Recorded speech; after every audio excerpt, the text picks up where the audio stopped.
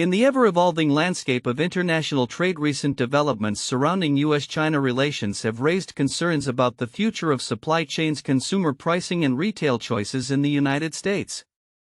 A recent CNBC supply chain survey reveals that while a pause in tariffs on Chinese goods has prompted some increase in imports from China, the broader implications forecast potential shortages and rising prices for American consumers. The pause announced by former President Trump aimed to alleviate some of the trade tensions that have been escalating since 2018. This temporary reduction in tariffs from 125% to 30% has led many importers to expedite orders for holiday goods. However, the response has not been uniform across the board. According to the CNBC survey conducted from May 14 to 16, only 41% of respondents reported a restart in holiday orders, and among those, a significant number have reduced the volume of their imports due to looming recession fears and a decline in consumer spending. Stephen Lamar, CEO of the American Apparel and Footwear Association, articulated the industry's sentiment: "While the de-escalation deal moves us in the right direction, we need to move much farther and much faster to avoid more damage to the economy." His comments underscore a growing frustration among retailers who are grappling with the complexities of high tariffs even with the recent reductions. Logistics experts are also voicing concerns. Gene Soroka, executive director of the Port of Los Angeles, indicated that the current pace of shipping is far from robust, stating, "You won't see a deluge of freight here at the Port of Los Angeles." He noted that many businesses are cutting it close with their seasonal orders, which could lead to empty shelves and limited product selections as the holiday season approaches. As retailers navigate these challenges, the pressure on pricing is palpable. With 75% of survey respondents anticipating a consumer spending pullback, retailers are being cautious in their pricing strategies. Adam Davis, managing director of Wells Fargo Retail Finance, noted that the upward pressure on pricing could impact retail prices and discount strategies as businesses adjust to the evolving tariff landscape. Small businesses in particular are feeling the pinch. Bruce Kamenstein, a member of New York Angels, remarked that it is impossible for small brands to eat the costs of these tariffs, indicating that many smaller players may struggle to remain competitive as costs rise. Despite these challenges, there are some glimmers of hope for the retail sector. The front-loading of orders earlier in the year has allowed some businesses to manage inventory more effectively. However, this buffer is expected to diminish quickly, leading to increased pricing pressures as the inventory levels normalize. Looking ahead, the risk of a recession looms large. Over half of the survey respondents believe a downturn is imminent, with many anticipating its onset within the next few quarters. Mark Baxa, CEO of the Council of Supply Chain Management Professionals, stated, "We are in the midst of shifting sourcing and purchasing patterns driven by a mix of current and anticipated consumer purchasing shifts, consumer pullback, and recession fears." As the summer approaches, the outcome of the tariff pause and its impact on holiday inventory will become clearer. The complexities of U.S.-China trade relations, combined with the uncertainty in consumer behavior, will undoubtedly shape the retail landscape in the months to come. Retailers and consumers alike are left to wonder how these developments will affect their choices and spending as they prepare for the upcoming holiday season. In a significant geopolitical shift, China has pledged a $500 million donation to the World Health Organization (WHO), a move that comes as the United States appears to be retracting its support for the global health agency. This donation, announced amid ongoing tensions between major world powers, highlights China's increasing influence in international health governance and serves as a stark reminder of the changing dynamics in global diplomacy. The announcement was made on May 22, 2025, amidst a backdrop of waning U.S. engagement with the WHO, which has faced scrutiny over its handling of the COVID-19 pandemic and other health crises, as the U.S. government re-evaluates its commitments. Many observers see China's financial support as not just a humanitarian gesture but also a strategic maneuver to bolster its soft power, particularly in the wake of criticism aimed at its domestic health policies. China's donation underscores its commitment to global health and positions itself as a leader in international cooperation, commented a health policy analyst. This could reshape the narrative around China's role in global health, especially at a time when the U.S. is pulling back. The timing of this donation is critical as it coincides with rising global concerns over health security and pandemic preparedness. The WHO has been at the forefront of addressing these issues, and with China's substantial financial input, it is poised to enhance its operational capabilities. The funds are expected to support various health initiatives, including vaccine distribution, research collaborations, and strengthening health systems in developing countries. Meanwhile, the geopolitical implications of this donation extend beyond health governance. As the U.S. diminishes its role in international organizations, countries that traditionally relied on American leadership may find themselves navigating a new landscape dominated by Chinese influence. This shift could affect global health priorities, funding allocations, and the overall approach to health crises. In a related development, Taiwan's leadership has taken a notably softer stance towards Beijing. Taiwanese leader William Lai Ching-te, who has often been critical of mainland China, marked his first anniversary in office this week by omitting any references to Beijing in his address. This change in rhetoric signals a potential shift in Taiwan's approach to cross-strait relations as Lai seeks to foster a more diplomatic atmosphere amidst increasing tensions. Lai's omission of direct mentions of China was a marked departure from his previous assertive stance, where he frequently emphasized Taiwan's sovereignty and criticized Beijing as a hostile foreign force. Instead, he extended an olive branch to opposition parties, signaling a willingness to engage in dialogue and coordinate on national security matters. Political analysts suggest that this change in tone may be a strategic effort to stabilize internal politics and mitigate external pressures from China. As the global landscape evolves with these significant developments, the interplay between health governance and international relations will likely become even more pronounced.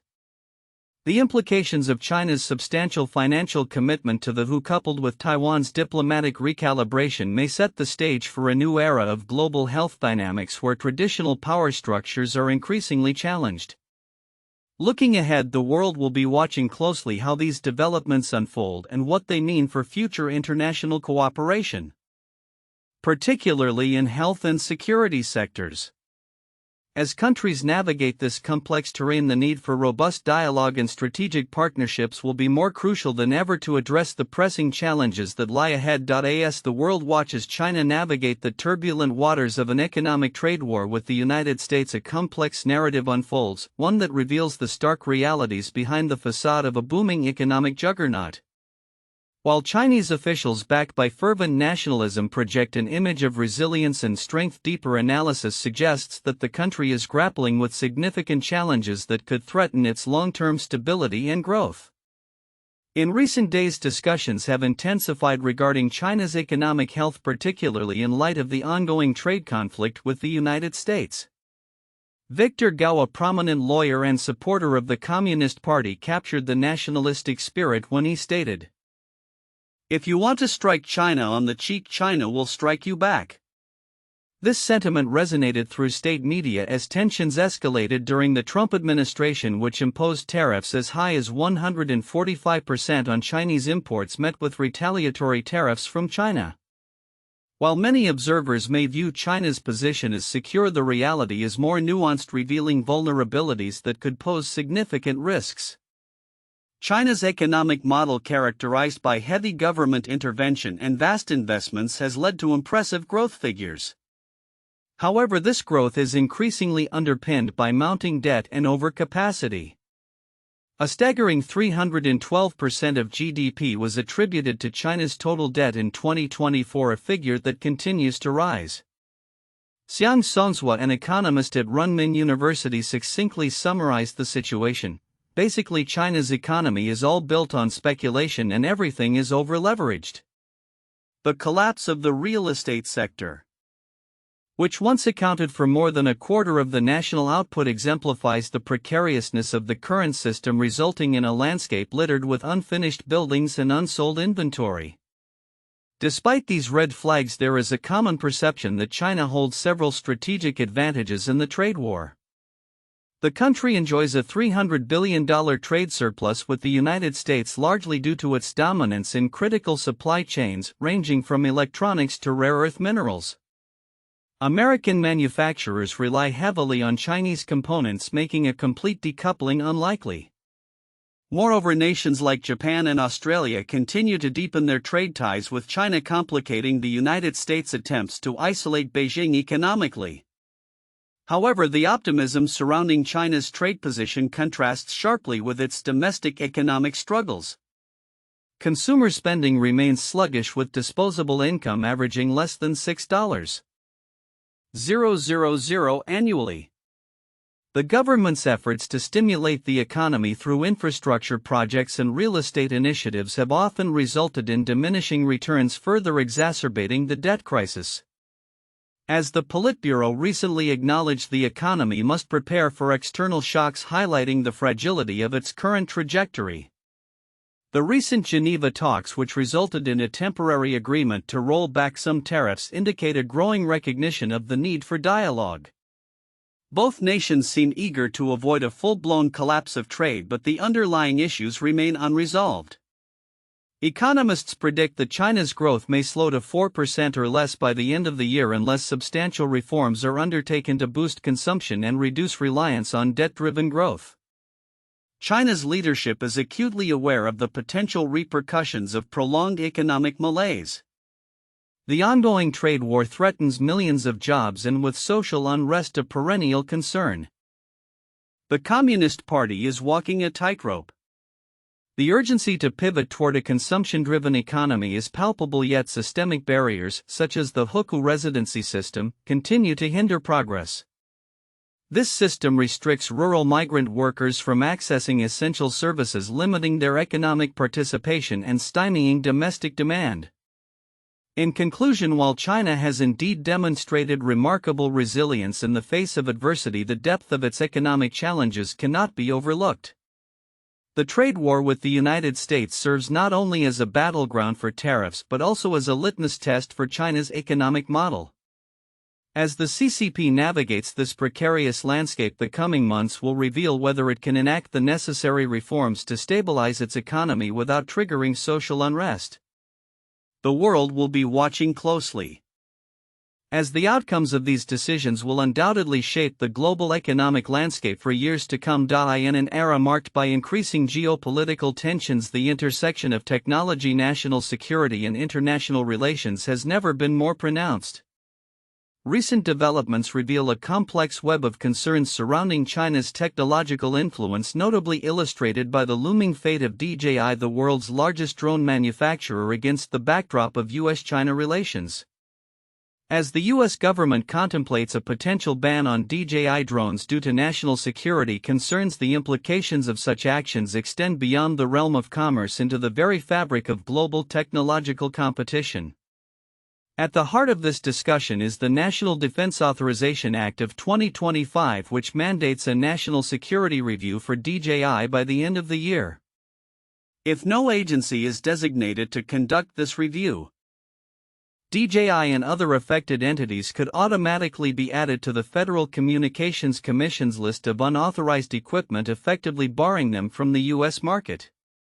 Representative Michael Guest, who chairs the Border Security and Enforcement Subcommittee, emphasized the urgency of this evaluation, stating, "Restricting DJI is a justified and necessary action to protect U.S. security interests."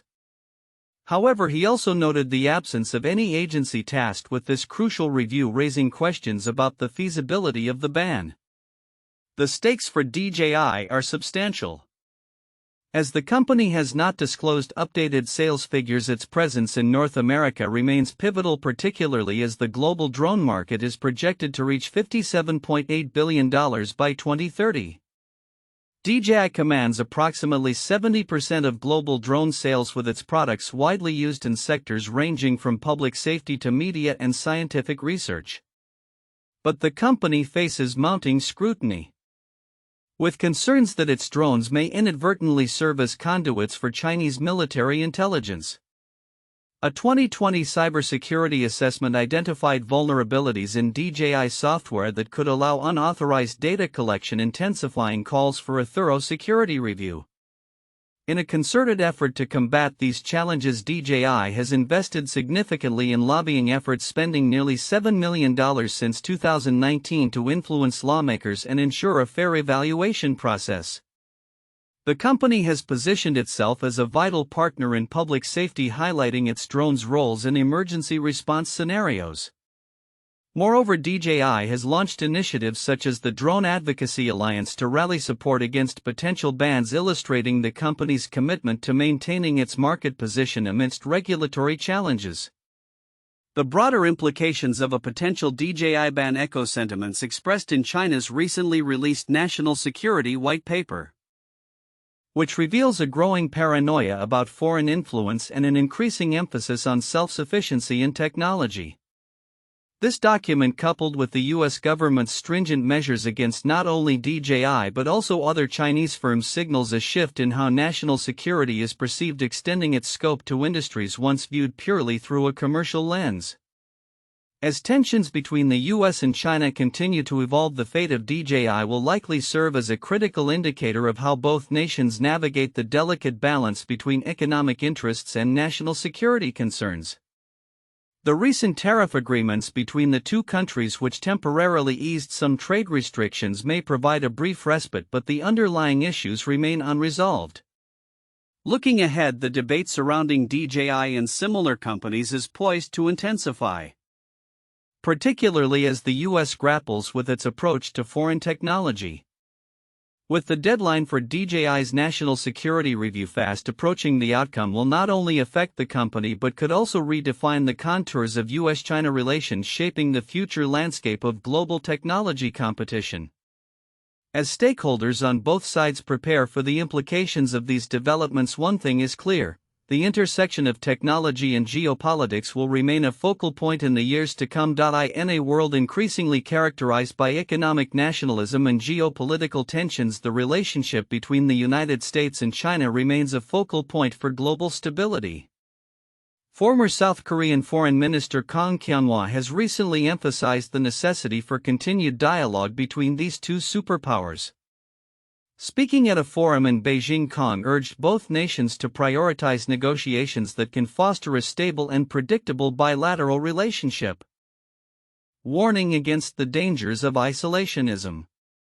Kang's remarks come on the heels of a significant trade agreement reached earlier this month, which temporarily alleviated some of the tariffs imposed during the lengthy U.S.-China trade war.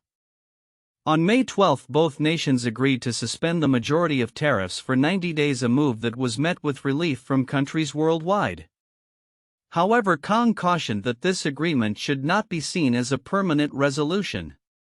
For this to be more than a temporary reprieve, she stated, the two sides must continue to negotiate and act to provide stability and predictability in the bilateral relationship. The backdrop to her comments is a world grappling with uncertainty, where long-established beliefs about globalization and multilateralism are increasingly being challenged. Kang pointed out that the forces of fragmentation have begun to overshadow the historical trends that once promoted interdependence and cooperation. Security concerns and trade tensions have dampened the aspirations towards an interdependent world where all would enjoy peace and prosperity, she remarked, highlighting the critical need for both nations to work collaboratively in an era marked by rising nationalism. The implications of such economic nationalism extend beyond the U.S. and China, affecting global markets and international relations. As major economies pull inward and prioritize national interests, the potential for increased friction becomes inevitable. This scenario demands not only diplomatic engagement but also a commitment to shared values and cooperation on global issues such as climate change, health crises, and economic recovery. Despite the challenges, there are signs that both nations recognize the importance of maintaining a functional relationship. The recent trade discussions indicate a willingness to engage, however, skepticism remains prevalent. The question of whether the current thaw in relations is sustainable will depend largely on the actions that follow. Analysts are closely monitoring how both governments will navigate the complexities of their relationship in the coming months, especially in light of the upcoming political cycles and changing leadership dynamics. In conclusion, the call for continued dialogue between the U.S. and China, as articulated by Kang Kyunghwa, resonates with the urgent need for stability in a precarious global environment. The path forward will require not only negotiation but a genuine commitment to fostering mutual understanding and respect. As the world watches closely, the actions taken by both nations will undoubtedly shape the economic landscape and geopolitical landscape for years to come, impacting not only their own citizens but the wider global community as well.